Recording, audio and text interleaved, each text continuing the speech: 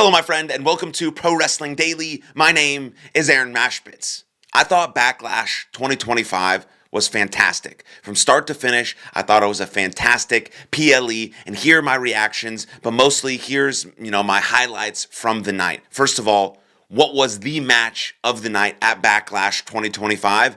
And my personal opinion, I think it was Lyra versus Becky. I thought Lyra versus Becky was the match of the night. This was a sort of a better, WrestleMania main event type match than Charlotte versus Tiffany Stratton. I mean, at WrestleMania, we saw probably the greatest women's wrestling match of all time in that triple threat match between Io, Rhea Ripley, and Bianca Belair. The Tiffany Stratton, Charlotte match was okay. It wasn't as bad as people initially said it was when they first saw it live at WrestleMania, but it wasn't great either. Both of those women, and Tiffany and Charlotte, are capable of putting together a fantastic, fantastic match. It just wasn't that great. I don't think their chemistry is there. But who does have chemistry? Lyra and Becky, and they put together a very good match, a WrestleMania main event type match that could have gone on night one or night two and would have been better received than a Charlotte versus Tiffany Stratton match. But either way, we get it at Backlash, and it's fantastic.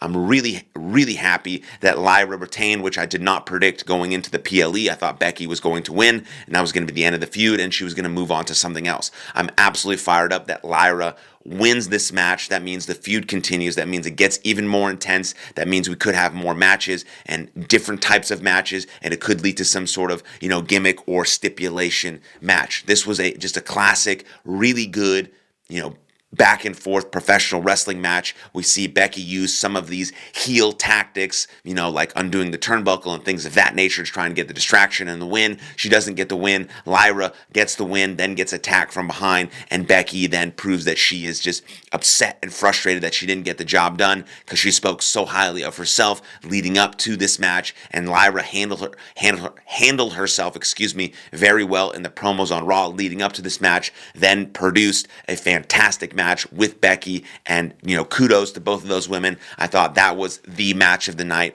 by far. And then I think another highlight is the debut of Jeff Cobb with Solo. This is huge for WWE. This is huge for Jeff Cobb. If you're unfamiliar with Jeff Cobb, please get familiar with this absolute beast of a man from his work in New Japan Professional Wrestling, one of the strongest pound-for-pound wrestlers that I've ever been around. We were on a few shows together in the UK, and he's just an absolute beast. He's legit. He's a shooter. He can suplex literally anyone on the face of the planet. He's kind of funny. It's posting on his X account or Twitter account that he retired, and then being at Muscle Beach last night, then suddenly making it to St. Louis for Backlash, and this is going to be amazing. Fatal 4-way match was tremendous. Just if you've never been in a ring, if you've never put together a match with multiple people, like a one-on-one professional wrestling match, really hard. Triple threat match, really hard. That's why the two triple threat matches we saw at WrestleMania were so highly touted, because it's so hard to put together a really good, with pacing and timing and execution and structure and making it make sense with a triple threat match, because there's more moving pieces than a normal one-on-one match. That's why those are two of the greatest matches we've ever seen, probably the greatest women's match of all time, and maybe the greatest triple threat match in the history of WrestleMania or the history of WWE. And then you add a fourth competitor, now you have a fatal 4-way match, and there's just so many moving pieces, and then you produce a tremendous fatal 4-way match like we saw at Backlash. You got to give credit where credit is due. This is the absolute best the United States Championship division has looked in years, and it's thanks to Jacob Fatu and LA Knight and Damian Priest and Drew McIntyre for putting together a great match, for actually wanting the United States Championship, making it a meaningful, powerful title. Now that it's on Jacob Fatu, he may hold it forever and may make it even more meaningful title than potentially the Intercontinental title, which was also defended at Backlash and retained by Dominic Mysterio. But the United States Championship scene is amazing. Now you have the addition of Jeff Cobb with Solo, and man, you just get excited about seeing Jeff Cobb versus Drew McIntyre, Jeff Cobb versus Damian Priest, Jeff Cobb versus fucking Braun Breaker would be unbelievable. I know he's on Raw, but like that match is a match made in heaven. Two legit shooters, badasses, beasts in the ring can suplex the fuck out of each other. Jeff Cobb, Braun Breaker. You also think like Jeff Cobb with Jacob Fatu is an absolute unbelievable thing if that pairing happens in a tag team match. But also Jeff Cobb with Solo is amazing. I think Jeff Cobb versus Aleister Black would be unbelievable. Jeff Cobb versus Damian Priest. Jeff Cobb versus Drew McIntyre. I mean, so many options. We're first, I think, going to see Jeff Cobb versus LA Knight. I think that's where that feud is headed. And then we'll see where this United States Championship division goes. But right now it's hot, it's on fire, and it's thanks to these guys who are putting in full effort to make it meaningful, especially someone like Jacob Fatu. And then you get to the main event. The main event was a highlight because you have John Cena and Randy Orton, who are two of the greatest to ever do it. I say this on almost every single video that I do, but my Mount Rushmore is John Cena, Shawn Michaels, Randy Orton, and Macho Man Randy Savage. So anytime I get to see Randy Orton and John Cena go toe-to-toe in the middle of the ring, especially on a PLE, especially when I know they're going to be going 30 minutes, especially when it's for a championship, you get fired up. And this is just a classic John Cena type main event. Like, they spend the first couple 10 minutes sort of just beating each other up. Great, cool. And then you get basically into trading finishes for the back half 15 minutes of the match. It's amazing. It's amazing. John Cena's work rate was incredible. Last night goes through 2 tables, does like 17 attitude adjustments, takes a bunch of RKOs. Randy Orton's RKO and everyone. R-Truth sides in. He gets an RKO. I mean, it's just like so many things happening. Yes, a little bit overbooked, a little bit of a classic sort of WWE type main event, but still amazing. I thought it was better than Cody Rhodes versus John Cena. The finish was about the same with the low blow and the chair shot, but it just makes things a bit interesting about how it's going to continue because Cody Rhodes is not done with John Cena. Randy Orton, because of that fuck finish, is not done with John Cena. I think R-Truth is going to get his ass whooped by Randy Orton at some point very soon for interfering in that potential punt, which could have led to Randy Orton's 15th World Championship, I think, 15th World Championship. And so now you have a lot of moving pieces. Will we see Cody Rhodes and Randy Orton come together, or we see them feud potentially to go after John Cena? Will they see them come together to beat John Cena, to dethrone John Cena? Will we see a triple threat match potentially between Cody Rhodes, Randy Orton, and John Cena? We know Cody Rhodes and Randy Orton have an absolute ton of history. They know each other extremely, extremely well, so there could be a head-to-head there, which leads them back into facing John Cena, which I think Cody Rhodes will get that.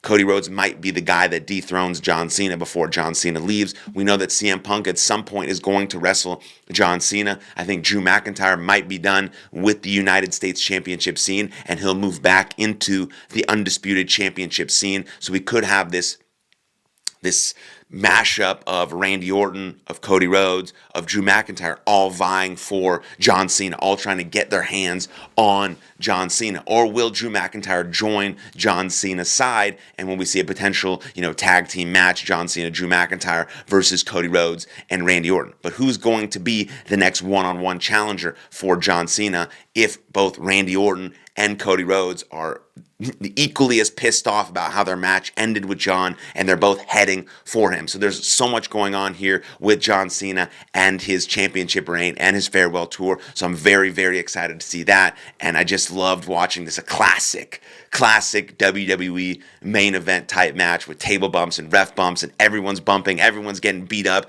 You get random run-ins, and then boom, low blow, title shot. Let's go. John Cena retains. The last time is now. And then one more highlight from Backlash was Gunther versus Pat McAfee.